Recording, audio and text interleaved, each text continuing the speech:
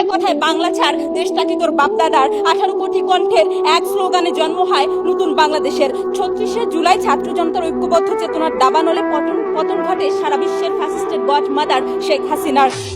নাগরিক সচেতনতার এক দফায় 15 বছরের গুম খুন লুট ভোট চুরি কুশীলবরা লেজ গুটিয়ে পালাতে বাধ্য হয়। 18 কোটি কণ্ঠের এক স্লোগানে জন্ম হয় নতুন বাংলাদেশের। তখন আমরা বিশ্বাস করি মাননীয় স্পিকার, ভোটের অধিকার বলুন, রাষ্ট্র সংস্কার বলুন, জুলাইয়ের চেতনার বাতিঘর, সমস্ত চেতনার বাতিঘর আপনি আমি আমরা আমাদের মধ্যে নিহিত। যে কথাটি আমরা আজকে সংসদে বারবার বলছি মাননীয় স্পিকার, আমার ব্যাটার মারলু কেন?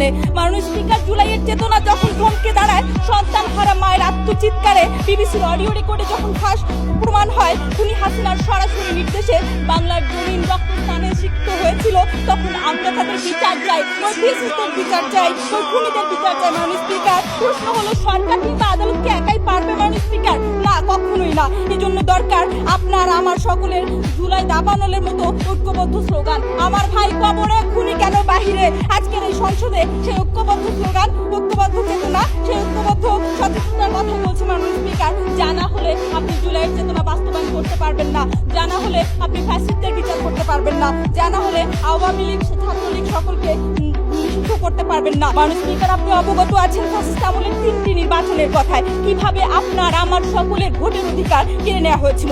2014-এর বিনা ভোটের নির্বাচন, 2018-র রাতের ভোটের নির্বাচন, 2024-এ আমির নির্বাচন। মাননীয় স্পিকার, আমরা বিচার চাই আজকে ওই নির্বাচন কমিশনের, আজকে আমরা বিচার চাই ওই নির্বাচন জড়িত অপরাধীদের, পুলিশ প্রশাসন সকলের, যাতে করে আর কেউ আমার আপনার ভোট কেড়ে নিতে পারবে না, যাতে করে মাননীয় স্পিকার কেউ খুশিতে বা ঠেলায় ভোট দিতে পারবে না।